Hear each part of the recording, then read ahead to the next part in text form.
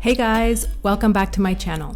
Want to paint a cherry blossom tree using Q-tips? Sounds crazy, right? Well, stick around and I'll show you how easy and fun it is. So the first step of our cherry blossom tree painting is painting in our background. So the design of our background is going to be dark gray at the top, then medium gray, light gray in the middle, back to darker gray at the bottom. So everyone's going to need a little bit of titanium white on their paint palette.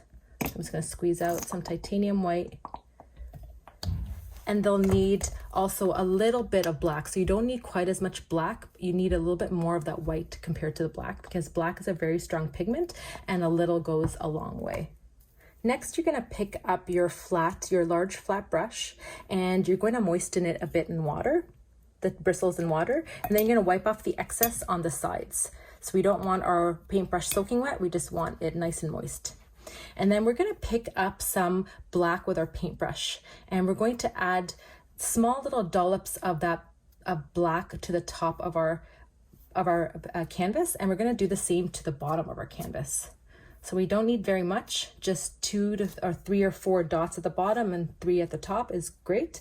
And then you're going to scoop up. You don't have to wash off your brush. You can just scoop up right away some white, and we want lots of white on this canvas. So we're going to put that white all over in bigger dollops. And then once this is blended, it's going to give a nice gray color. Okay, so once you've added enough white to your canvas, you definitely want more white than that black.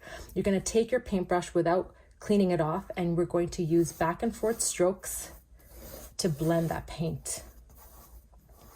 And using these back and forth strokes is what's going to blend out this paint and give those even smooth background. So now you want to work your way down the canvas until the entire canvas is covered with those back and forth strokes. And if you find your paint is a little bit scratchy, you can go back up and cover those areas. And also, if you find that you don't have enough of that paint on your canvas, you can go ahead and add more dollops of it.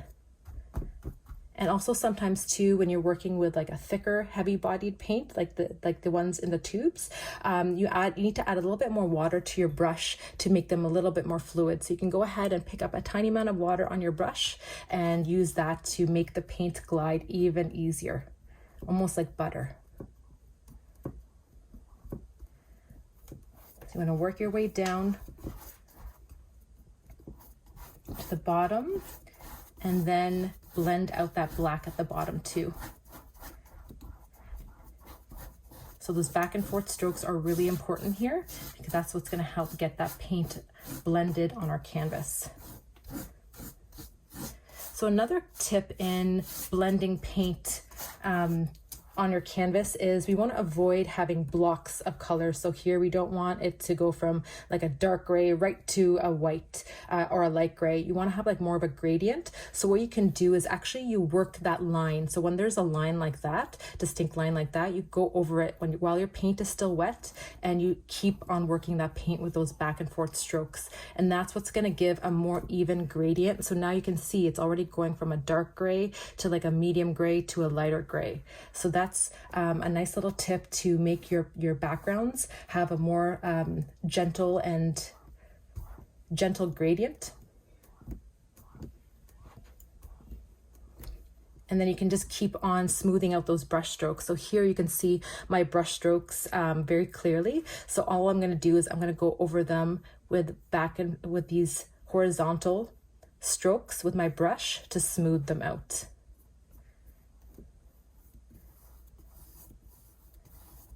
And again, at the bottom, I want to avoid those blocks of colors. So I'm going to work that line between that dark gray and that light gray, just to smooth it out and make a really graduated gradient instead of blocks of color that are a little harsher. And as long as the paint is still wet, you can continue working it. So if you have any brush strokes that are bothering you that are in the painting, you can continue going over it with these horizontal strokes. We also want to make sure that the gray in the middle is not too dark because we're going to be painting the tree trunk later. We want that to have a nice contrast between the background. So if it's a little bit too dark here, you can go ahead and I'm going to show you. I'm going to add a little bit more white to my palette, and I can just add a little bit of white right on it and just blend and just lighten it out even more. So you can always fix it if it's a little bit too dark, because the black is very strong and it can quickly overpower the whole painting. So to lighten it back up, just add small dollops of that white back into your painting and just keep on blending it out with those horizontal strokes.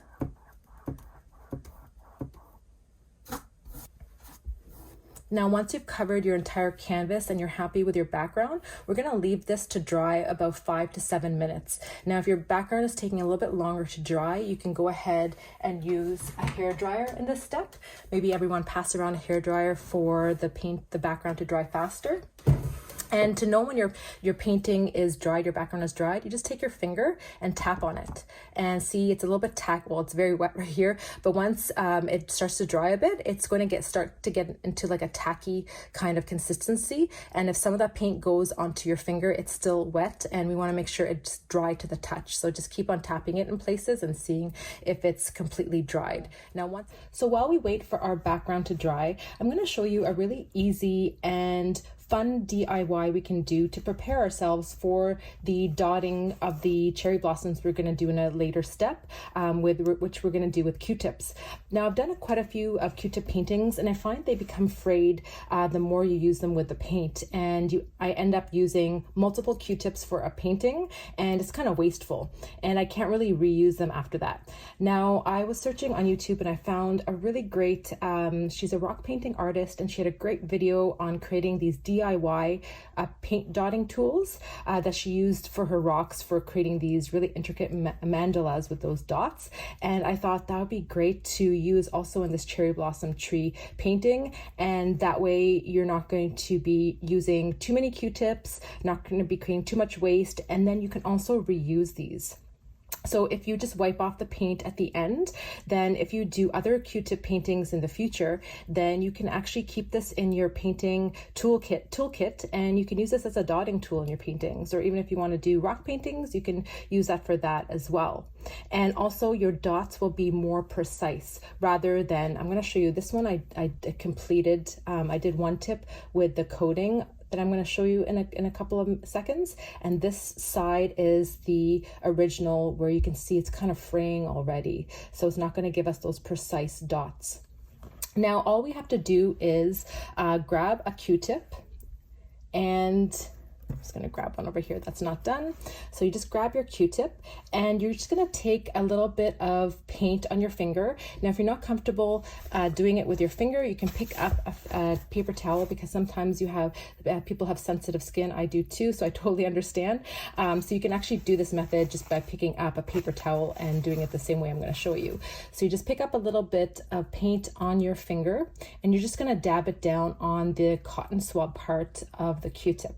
And you want to apply not too much, but enough that it becomes fully coated.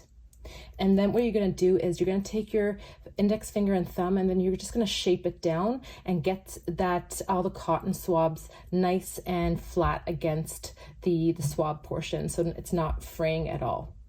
And that's all you're going to do, and you're going to leave this to dry. Now, once this dries, it's going to become, the paint is going to be kind of like a layer on top of the cotton swab, and it's going to prevent from the cotton from fraying, which is going to give you those really precise dots, and you can keep on using this over and over again without having to replace your Q-tip, and your dots are going to be really super precise. So all you do is you coat the Q-tip with the paint, and then you're going to leave it to dry, and by the time we get to that step, your Q-tip should be fully dried. Now, I've done this for about 3 or 4 Q-tips on only one side.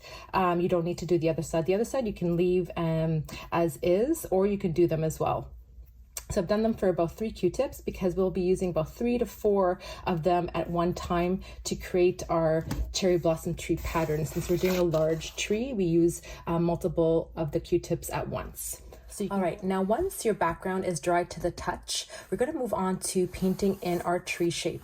Now you can go ahead and if you want to trace in a tree shape of your choice with a pencil right now, but this is an optional step. You do not need to trace it with a pencil. You can just follow along step by step. I'm going to show you exactly how to paint in the tree with a paintbrush without the sketch, so you can feel free to do that as well.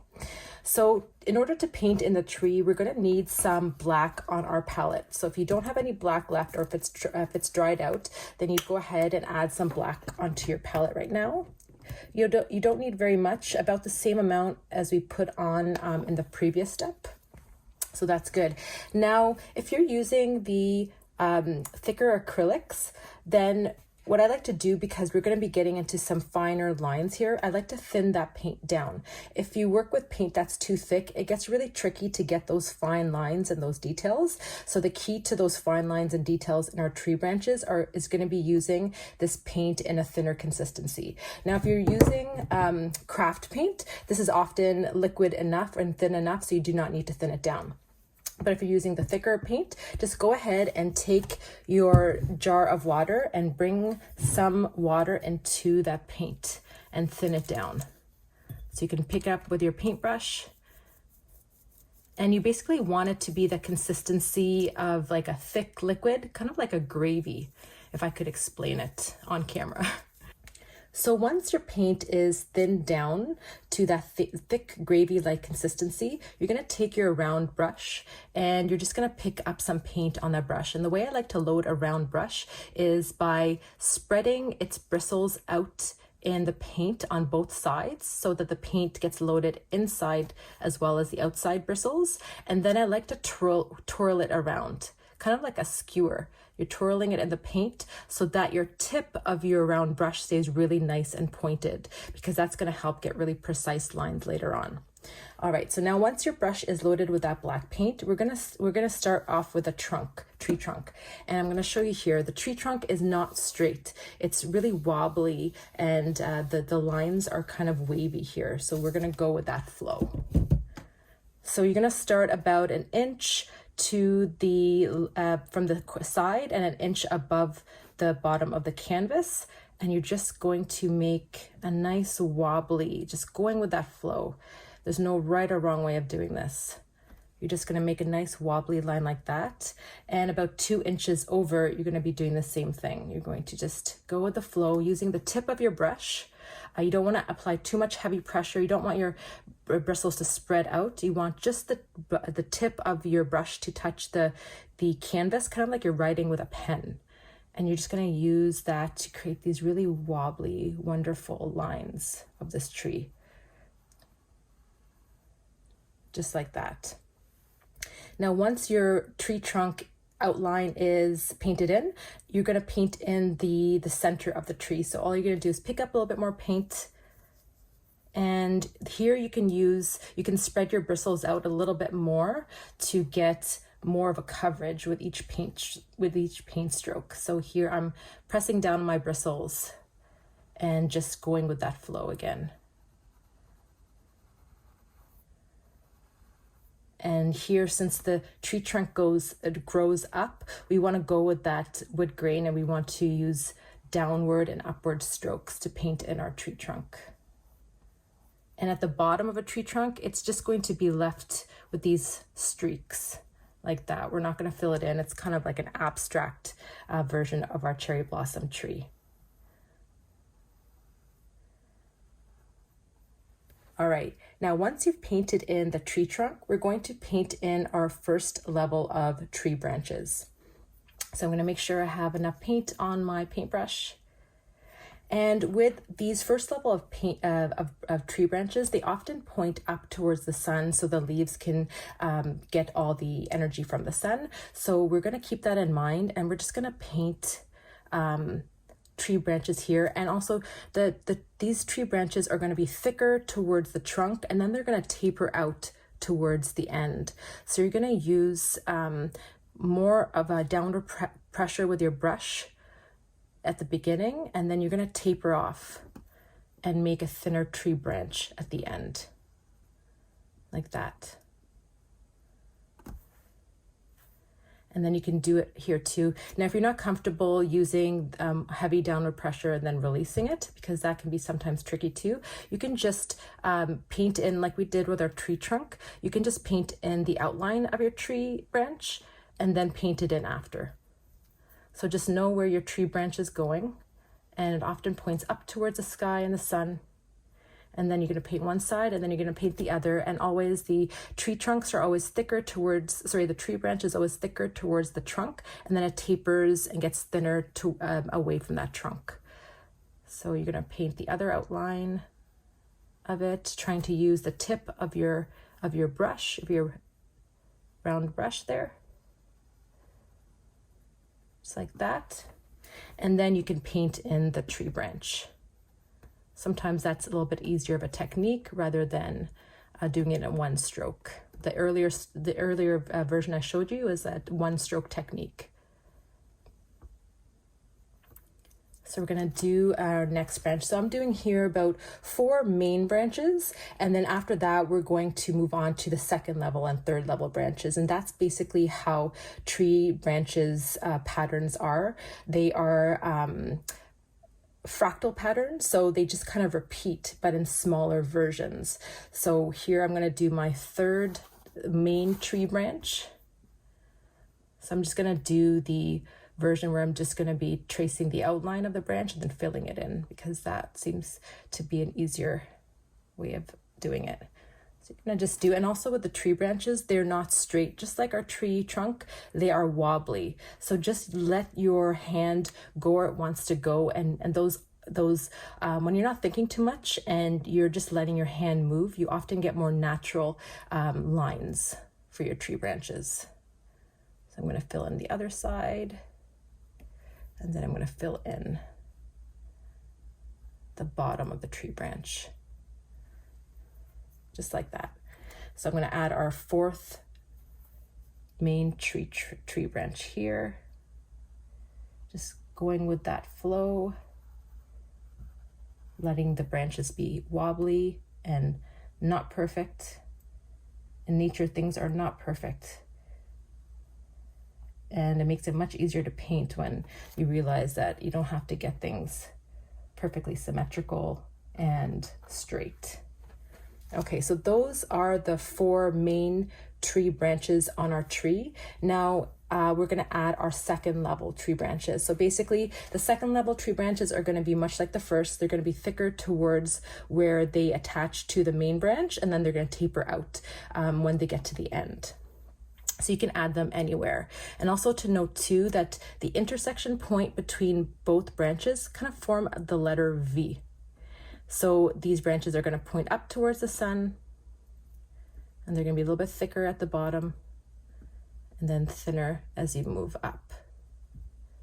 And then there's going to be almost like the letter V between the intersection point. So this one here, I'm going to add a second level branch like that. And then I'll move on to, actually I'll do another one down here because I did that in my sketch. This one's going to be pointing downwards. Some of the branches point downwards like that. And then on this tree branch, I'm going to do another second level. It's pointing up to the sun, and it's going to be thicker at that intersection point. So I'm going to make it a little bit thicker there. And it's tapered towards the top.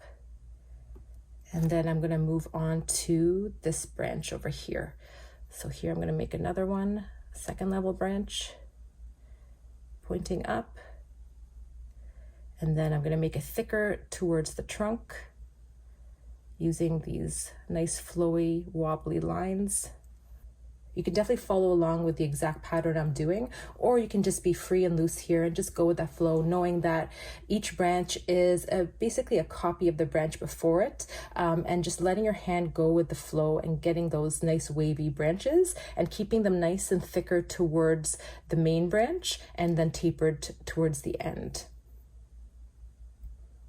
And also too, we don't have to worry too much about getting these totally on point because they're going to be, most of them are going to be covered anyways with our cherry blossoms in the later step. A few of them are going to be poking through, but you don't have to worry too much about the detail here with the branches, since lots of them are going to be covered up. But it's always nice to know how to paint in a tree because this might help you in further paintings as well.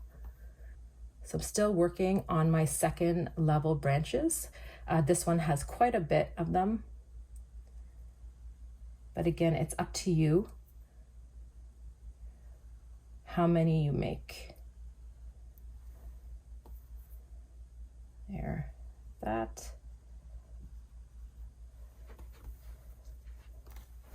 And then I'm going to move on to this branch here that I created, and I'm going to create my second level branches here.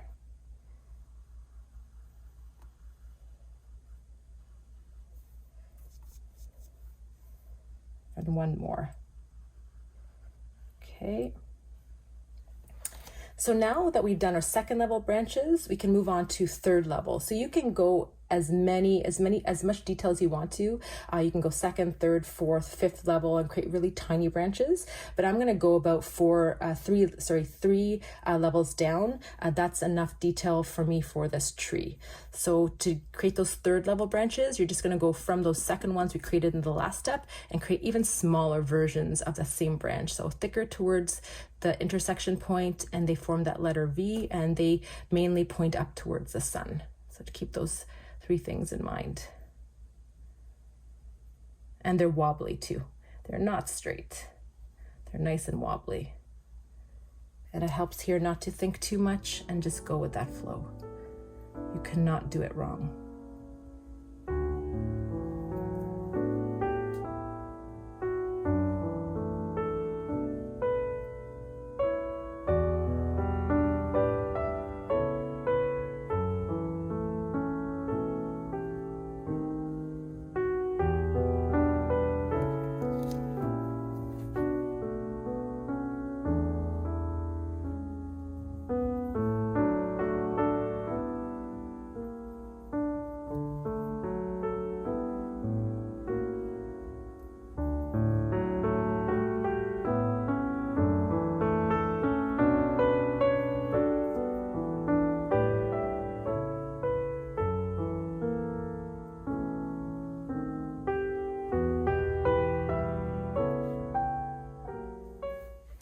Now, when you're happy with your tree, we're going to add a tiny bit of detail to the tree trunk to give that wood grain look to the tree trunk. So to do that, we're just going to grab our round brush and we're going to be using some white. So if you don't have any more white left on your palette, you would add just a drop, not very much at all, just a drop of white onto your palette. And then we're going to pick up a little bit of black and a little bit of that white, and it's going to create a nice gray color. I'm going to pick that up at the tip of our paintbrush. So that's a nice gray color. And then we're just going to create simple thin lines of wood grain. So using just the tip of your paintbrush, like we did with the tree trunk. And you can use fluid strokes, continuous strokes, or you can use choppy strokes, or use both of them. It's often good to get a variation in there. So if your paint is not very flowy, too thick, you can add some water into it to make it flow a little bit better. Sometimes that does the trick with this really thick acrylic paint.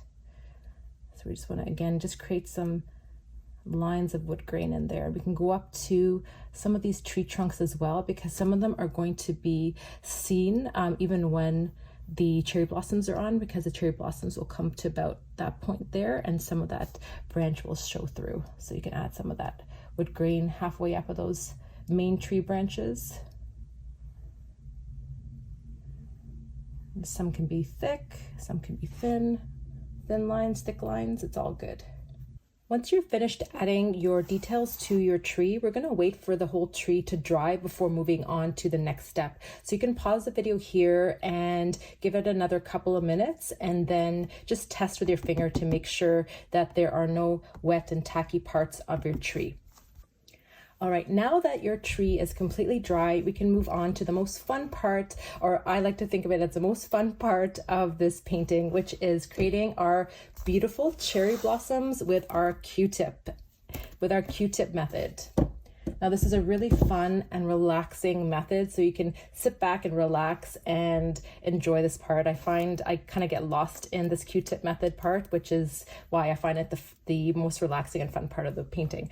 Now the first layer of cherry blossoms we're going to do is going to be the darkest red. So what we're going to do is we're going to create four layers of cherry blossoms. We're going to create a dark red, and then a medium red, a lighter red, and finally we're going to add some pure white highlights over top. So the first layer we're going to do with the dark red. So what we're going to do is grab our red. Either you can use your tube paint, or even your bottled craft paint would work fine. And for this red, I'm using alizarin crimson, but you can use any red that you have access to. So you're just going to add a little bit of red onto your palette, just like that. And to create a darker version of that red, you can just simply grab a little bit of black. So if you have black already on your palette, that's great. If not, you can just add just a tiny bit, because we're just going to be adding it to darken that red. Since black is a very intense pigment, very saturated, you need very little of it to darken another color. And you don't want to add too much of that black at first, because it's generally easier to darken a color than to lighten it back up. So what we're going to do here is we're just going to grab any brush. You can grab your round or your, I'll grab my round here because it's a little bit smaller, but any brush will do. So you're going to grab just a little bit of that black on one tip of your brush, and you're going to add it into the red, and you're just going to mix it in until it darkens a bit. You want it significantly darker than the original out of the tube, because we want some contrast, because the second layer we're going to add is going to be that red right out of the tube. So we want this to have a darker contrast with that one. There we go. So that's a nice dark red. I'm happy with that. So you want it to be like almost like a burgundy color. You don't want it to be too dark. You still want to see the red in there and not to be more black. So if you've added a little bit too much and it's too dark for you, then you can go ahead and add a little bit more of that red into the mix to lighten it back up and bring it back more to a burgundy color rather than a dark muddy color. So now what we're going to do is you're just going to try to take off as much of that paint off your paintbrush, so we're not wasting any paint there. Just going to twirl it around, and then you're just going to put that in a jar of clean water. You can even wash it off and put it down if you'd like. There we go. So now what we're going to do is we're going to pick up our Q-tips. Now, if you created those DIY non-fraying Q-tip tips, you can grab those now, or if you didn't do it, it's okay. You can just use any simple Q-tips. I'm grabbing 3 here. You can grab 3 or a bundle of 3 or 4. And you're going to take that and you're going to dip it in the paint that we just created, that dark red burgundy paint. And we're just going to start dabbing it. And this is the fun part, where we're just creating those cherry blossom, those really nice, dark, rich cherry blossoms. And you cannot do this wrong. So don't worry about it. Sit back, relax, and just start dotting away. This part is super relaxing, and you just can get lost in the flow of creating these fun Q-tip dots. You can add them onto some branches. It doesn't have to follow a pattern even. You can create some below the branches too. There is no right or wrong way of doing it. And everyone's cherry blossom tree will look different in the end, which is good, because it's nice to have a unique piece of art. That's the beautiful part of art, because every piece is so different. And if you want to put your own flair by adding a couple of cherry blossoms that are coming down to the ground and at the floor, then you can do that as well. Try to cover the top part of the tree with your cherry blossoms. You don't have to cover all of it. Some of the gray backgrounds can still show through, because we're still going to do 3 more layers. So, but we do want this dark layer to show through in the end. So I'm going to show you here. So in the end, you want all 3 colors of, or all 4 colors of paint to show through, and that's what's going to give that depth, the illusion of depth and richness to our cherry blossom tree. So you want to add this dark red all over, so that in the end it still shows through. Sometimes people don't want a full tree also. Here I have a full complete tree with none of the background still showing through, but I've also seen students where they're adding cherry blossoms to the branches here and there, and lots of the background still shows through, which is totally up to your style. If you like that look, then you can do that as well. It's always nice to have that creative freedom to put your own flair on paintings. And if you run out of paint, you can always mix some more. So I'm going to just take one single cotton swab, and I'm going to add some of those cherry blossoms falling to the ground. You don't have to do this. This is totally optional, but I like adding a little bit of variation and giving a little bit more interest at the bottom as well. And kind of telling a story. Art always tells some sort of story happening. So in this cherry blossom tree, there could be like a little bit of a breeze and it's hitting this branch here, and some of the blossoms are falling to the floor, to the ground. I'm going to add it on this side too. There's a couple here and there. There we go.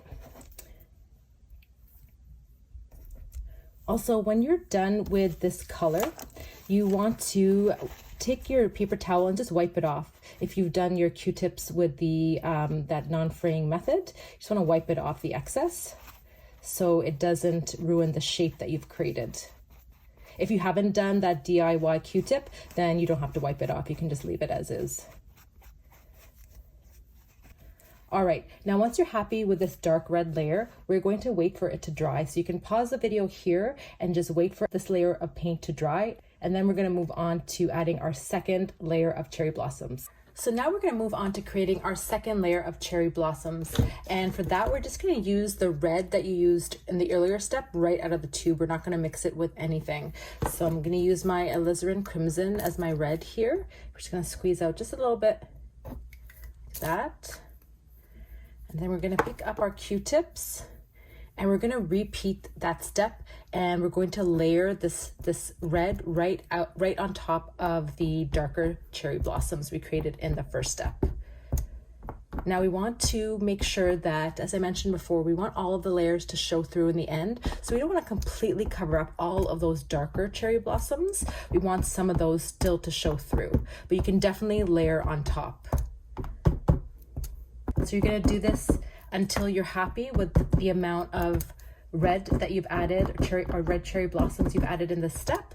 And then you're going to wait for your cherry blossoms to dry, and then we're going to move on to the next step.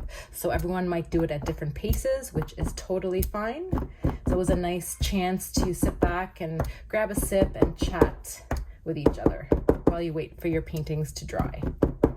And always, as an alternative, if your painting is taking a little bit too long to dry, you can always use a hair dryer to speed up that drying time.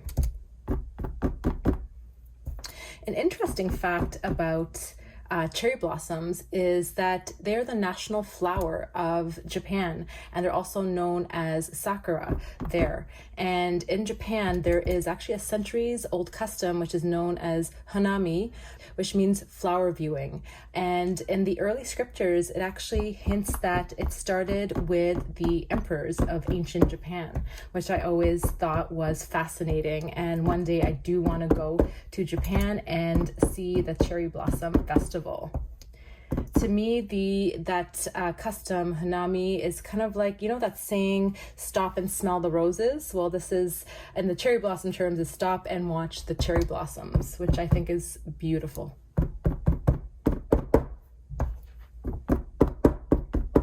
And I'm just going to take my single Q-tip and add some of those red cherry blossoms falling to the ground like we did at the first step. And again, this is optional. You do not have to do this, only if you want to.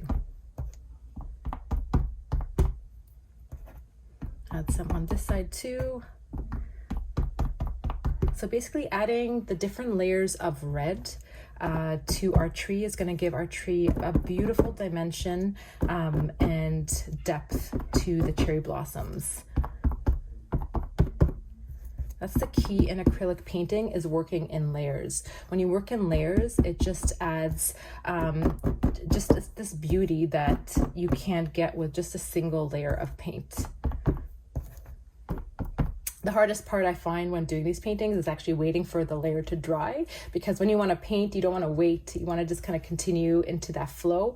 That's why sometimes using a hairdryer to speed it up will, let you go continue painting much faster. Sometimes I get impatient. I'm like, I just want to paint. So I use the hairdryer trick. Now, if you run out of red and you want to add a little bit more, don't be afraid to add some more onto your palette.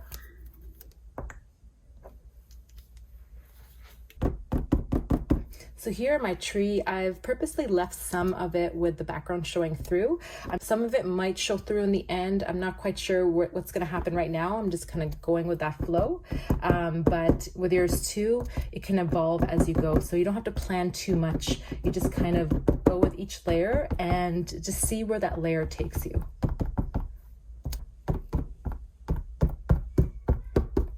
All right, now once you're happy with the amount of red that you've added to this layer, go ahead and pause the video. Now we're going to move on to the third layer of our cherry blossom tree, where we're going to be creating some pink cherry blossoms to put on our tree. So for this step, we're going to add a little bit more of that red. So if you don't have any red left on your palette, you can go ahead and add some more. Or if you still have red, then you can just work with that. So as long as we have some of that red on our palette. And we're also going to grab a little bit of titanium white, because we're going to be lightening up this red and it's going to create a really beautiful pink.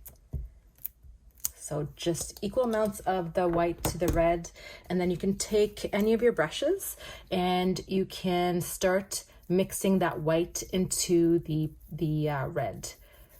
So we want it to be, we want the contrast between this color of pink and the previous red to there to be like a contrast between them. So we want it to be not a pale pastel pink, but quite a bit lighter than we have currently on the tree. Basically, should be kind of like a rose color. So that is nice. I'm liking that. Because the very last layer we're going to do after this is going to be white highlights. So we want it to be, if we have this too light, then there's not going to be any contrast between this pink and that white. So we want there to be, every layer should have a contrast between each other, the colors. So that, I'm happy with that rose color. I'm just going to remove all the excess from my brush as I can by twisting it in the paint. And then I'm going to clean the brush off so that the paint does not dry on my brush, because when acrylic paint dries on your brush, it is really hard and sometimes not possible to remove. And then you can ruin brushes that way too. So it's always nice to clean your brush off in water, leave it in the jar, or better yet, just clean it off right away and put it down on a paper towel to dry.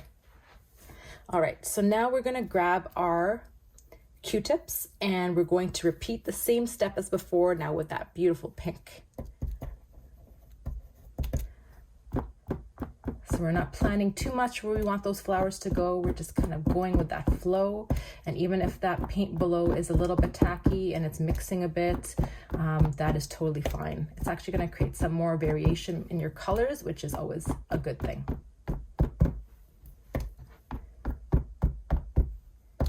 So you should see the three different colors on your cherry blossom tree now. You should see that dark red, that medium red, and now that pink. So all three colors should show through. And if you prefer at this step, you can always work, if you want to get a little bit more detail, sometimes working with the three, there's a little bit bigger blobs. If you want to actually just go back to one single Q-tip and add them in certain places, you can do that as well. That gives you a little bit more control of where you add your cherry blossoms and where those cherry blossoms go. But you can always use three as well. So it really depends on how you want to do it. And I always like to give different options because everyone is so different in their painting styles. So it's nice to know the different options you have, and then you can pick the one that you like the best. So that should be bringing out your tree now to life with all the three different layers of red and pink. And you can cover some of the branches if you like, or you can have them still showing through. It's up to you. And at the end of this painting, I'm going to show you a way. So for example, if you've hidden too much of one of the colors in your tree, I'm going to show you a way to bring those back. In acrylic painting, you can never go wrong. You can always fix things because all you have to do is wait for the paint to dry and you can relayer. Just going to add a few of the light pink ones falling and some down here too.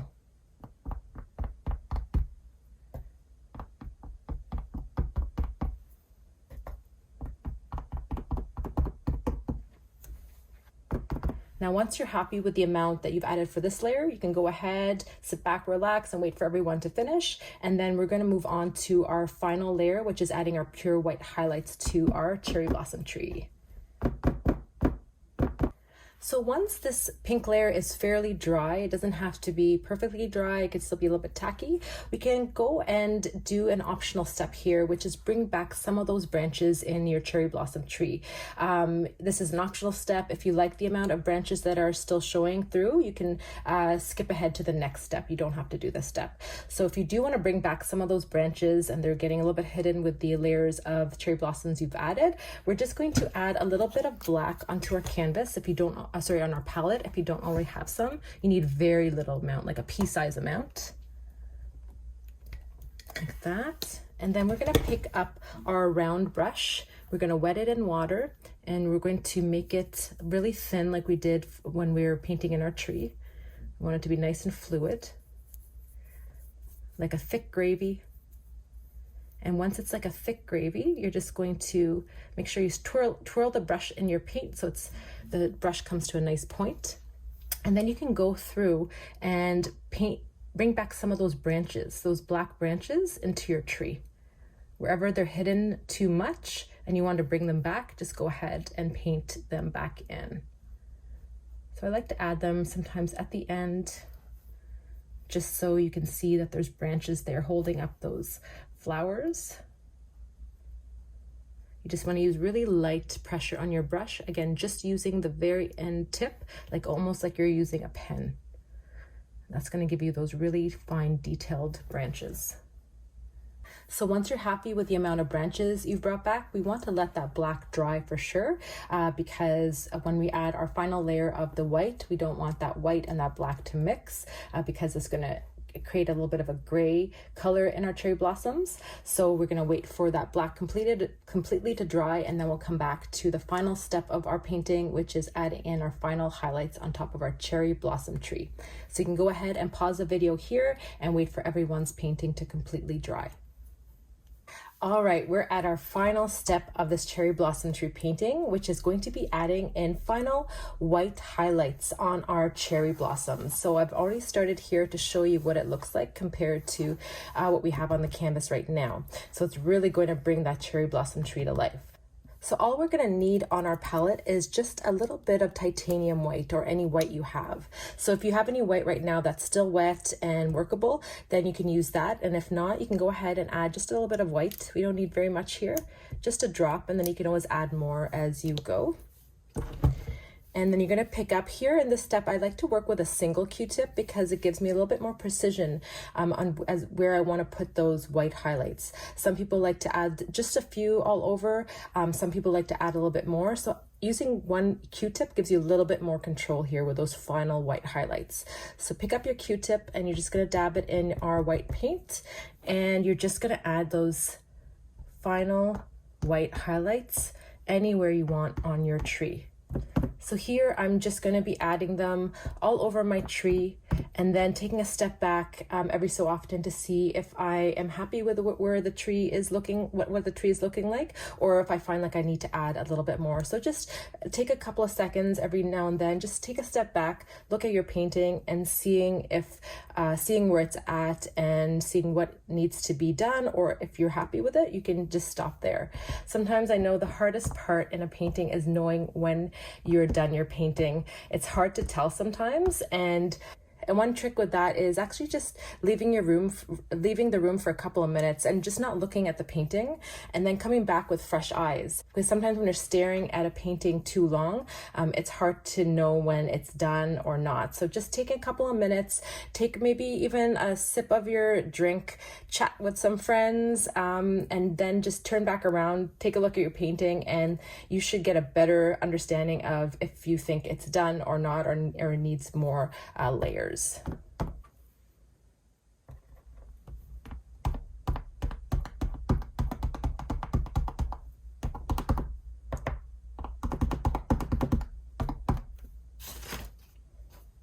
I'm just going to go over, as I mentioned before in the video, if you find that you've covered a little bit too much of the colors with the layers on top, I was going to show you a way to kind of bring those back. So the great thing with acrylic paint is that once it is dried, you can layer on top of it endlessly. So you cannot ever do anything wrong with acrylic painting. You can always fix it by just waiting for your paint to dry and then put another layer on top.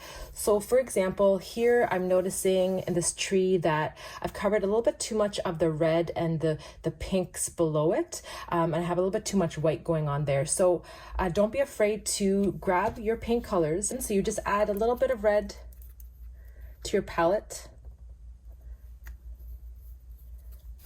and take your Q-tip. So here I would take a single Q-tip so you have a little bit more control over where those cherry blossoms go. And you're just going to add them in right over top of all your layers, just to bring certain colors back. And if you find you want to add a little bit of the lighter pink, then you just mix it, and then you can add those right there too. So there, it's brought back a little bit more of those red cherry blossoms because I covered them a little bit too much with that white paint. So you can do that anywhere in the tree that is bugging you, and you find that, you know, you want to bring back some of those colors. So don't be afraid to let your paint dry and continuing on with this layering technique until you're happy. And thank you for painting with me today. If you've enjoyed this cherry blossom tree tutorial, don't forget to give it a thumbs up and subscribe for more easy painting projects. Please leave a comment of what you'd like to see next too. And as always, sending lots of peace, love, and color your way.